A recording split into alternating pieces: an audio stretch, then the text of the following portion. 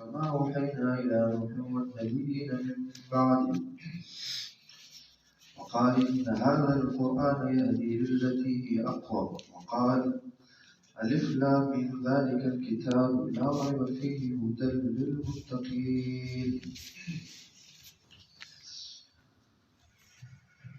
قابل القدر المعزز سامعين الكرام،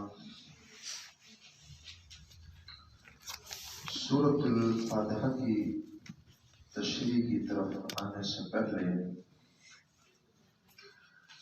چونکہ ایک اللہ رب العالمین کی توفیق سے لمبا سفر ہے،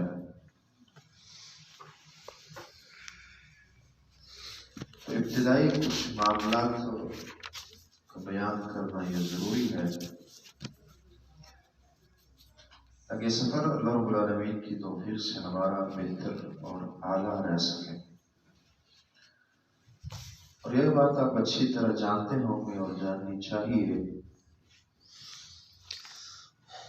کہ کسی بھی کام کی ابتدا اس کی بہت بڑی اہمیت ہوتی ہے۔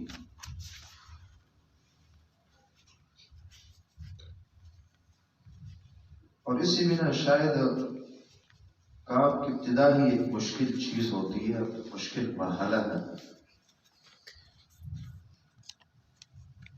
اس کے بعد پھر اللہ رب العالمین بندے کی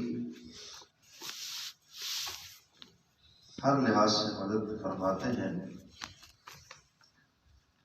اور معاملات چلتے رہتے ہیں۔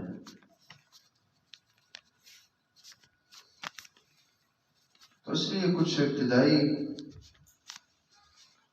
امور اور باتیں ایسی ہیں جو یاد رکھنے کی ہیں۔ مثلا سب سے پہلے ہم وحی کے متعلق بات کرنا ضروری سمجھتے ہیں۔ وحی، قرآن، حدیث، اس کے لیے آپ ایک عزم لے کر آئے ہیں، چیز کیا ہے؟ بات انشاءاللہ مختصر کریں گے، تفصیل مطلوب نہیں ہے، لیکن اللہ کی توفیق سے سوچی سمجھی اور اہم جان کر آپ کے سامنے رکھیں گے۔ کیونکہ جب تک بندے کو اپنے کام کی خبر نہ ہو کہ جو میں کر رہا ہوں یہ کیا ہے، تو اسے وہ حاصل بھی نہیں کر سکتا۔ بچے کے سامنے آپ سونا رکھ دیں جو سونے کو جانتا نہیں ہے، وہ لات مارے گا، جانتا نہیں۔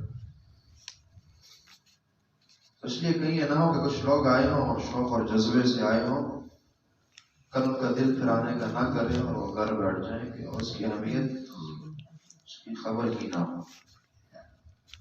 اس لیے پتہ ہو کہ ہم کیا کچھ کرنے آئے ہیں۔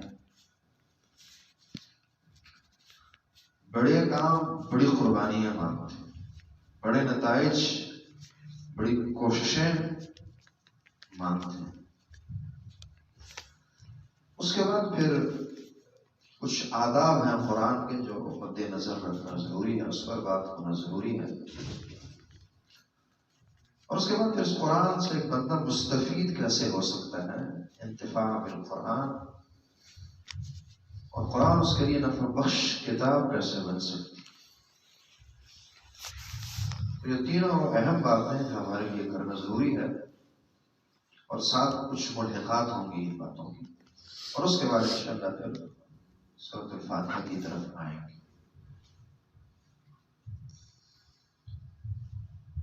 ایک بات آپ کو اچھی طرح یاد رہے کہ ہم یہ بہت بڑا کام کرنے نکلے ہیں، چھوٹا نہیں ہے۔ بڑے کاموں کے دشمن بھی بڑے اور زیادہ ہوتے ہیں۔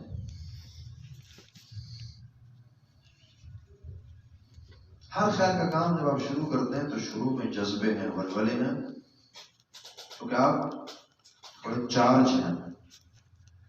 دن دو بار چار بار شیطان کو آپ کے جذبے و اہمیت بلا کر چھوٹے کرنا شروع کر دیتا ہے، اور پھر آنے میں دقت ہوتی ہے، تکلیف ہوتی ہے۔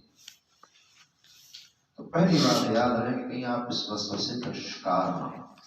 اگرچہ اپنی حد تک اللہ کی توفیق سے ہماری یہ کوشش ہوگی اور ہے کہ اگر ایک بھی ہیں تو ہم پڑھیں گے اسی شوق، اسی جذبے اور اسی ولولے سے، اور اچھا پڑھیں گے اللہ کی توفیق سے۔ اور یہ جو ہمارا مقررہ وقت ہے اسے پورا کریں گے ہر لحاظ سے، اور یہ پہلی دفعہ نہیں ہے، پہلے بھی ہوتا رہا۔ ہاں، جس کی قسمت میں اللہ رب العالمین نے یہ عظیم کام لکھا ہوگا اور اس سفر میں ہمارے ساتھ آخر تک چل سکے گا۔ شاید وہ کچھ ہو بھی ہو جائے، شیطان محروم کر دے درمیان، لیکن جیسا کہ میری یہ نظر نہیں ہوگی کہ میرے سامنے کتنے ہیں، اسی طرح آپ کی یہ نہ ہو کہ میرا پڑوسی آج آیا ہے کہ نہیں آیا۔ حاضری خود کی لگانی ہے، میں ہوں یا نہیں، بس مجھے یہ نیکی کی توفیق رب العالمین دے رہے ہیں یا نہیں دے رہے، بس۔ چونکہ ہم مادہ پرستی سے زیادہ مغلوب ہیں، ہمیں یہ تو سزا نظر آتی ہے کہ جان، مال وغیرہ وغیرہ کی کمی، لیکن یاد رہے اللہ کی ایک بہت بڑی سزا اور جزا اس سے ہٹ کر بھی، اللہ کی ایک بہت بڑی جزا اور اچھا بدلہ اللہ کا یہ ہوتا ہے کہ کسی انسان کو اللہ رب العالمین اپنے کسی خاص کام میں، کسی نیکی میں یوز کرے، استعمال کرے۔ اس رات آپ کو تہجد کی توفیق ملی، اللہ نے بھی بہت بڑی خیر خواہی سوچی ہے آپ کی، اگر نہ ملتی اس صدقات آپ نے کیے، اللہ کا یہ رحم تھا۔ اور جس رات آپ تہجد سے محروم ہوئے، آپ کو نہیں خبر کسی بہت بڑی خرابی اور کسی بہت بڑے گناہ نے آپ کو محروم کیا، اس سے اللہ نے بہت بڑی سزا دی آپ۔ یعنی دین سے محرومی اللہ کی ایک سزا ہوتی ہے، اور یہ بہت بڑی سزا۔ عام سزائیں، جان مال، یہ چھوٹی سزائیں، اللہ کی بڑی سزا دین سے محرومی ہوتی ہے، اور اللہ کی بہت بڑی عطا دین کی توفیق۔ اگر آپ اس پر سوچیں آپ کو یہ بات سمجھ آ جائے گی۔ مقصد یہ ہے کہ یہ بہت بڑا کام ہے، اسے بڑا سمجھیں، مشکل سمجھیں۔ جب آپ آسان سمجھیں گے تو کچرے کی طرح رہ جائیں گے، خرگوش کی طرح۔ مشکل سمجھیں گے کچرے کی طرح پہنچ جائیں گے۔ سددو وقاربو، حدیث کسی طرح اشارہ کرتے۔ وحی کی عظمت، یہ کام کتنا بڑا ہے۔ میں نے آپ کے سامنے ایک نقشہ بنایا، آپ اس پر نظر رکھیں گے تھوڑی سی۔ ٹاپک کیا ہے؟ وحی کی عظمت، قرآن کی عظمت، اس کام کی عظمت۔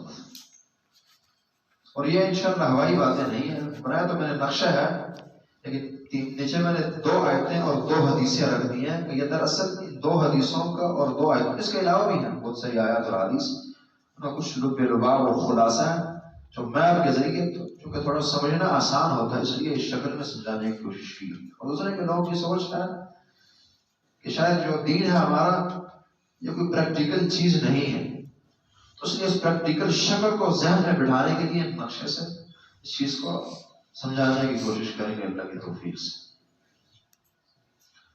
امید ہے کہ انشاءاللہ بہت توجہ دیں گے،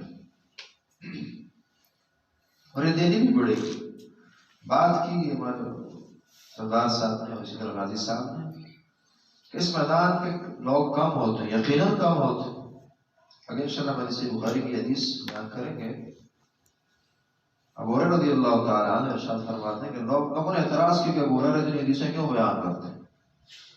اس کی خود ہی وہ وجہ بتاتے ہیں کہ لوگوں نے یہ باتیں تو شروع کر دی ہے کہ ابو ہریرہ حدیثیں بہت بیان کرتے ہیں، لیکن وجہ کیا نہیں خبر نہیں پتہ،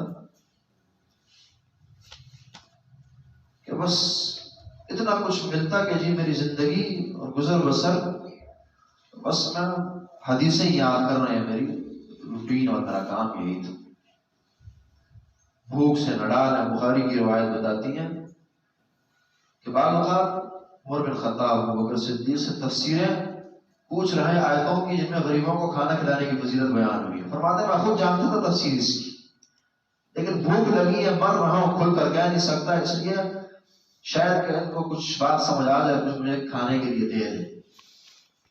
اگر ابو ہریرہ کو یہ مقام ملا ہے تو گھر بار چھوڑا ہے، کاروبار چھوڑا ہے، مسائل چھوڑا۔ خود ہی فرماتے ہیں بخاری کی روایت میں ہی کہ یہ مہاجرین کو اپنے کاروبار میں مشغول کر دیا تھا بازاروں میں، اور انصاریوں کو کھیتی باڑیوں نے کھیتوں میں مشغول کر دیا تھا۔ اور میں نبی کریم صلی اللہ علیہ وسلم کے ساتھ ہر دن چمٹ کر رہا کرتا تھا. اس لیے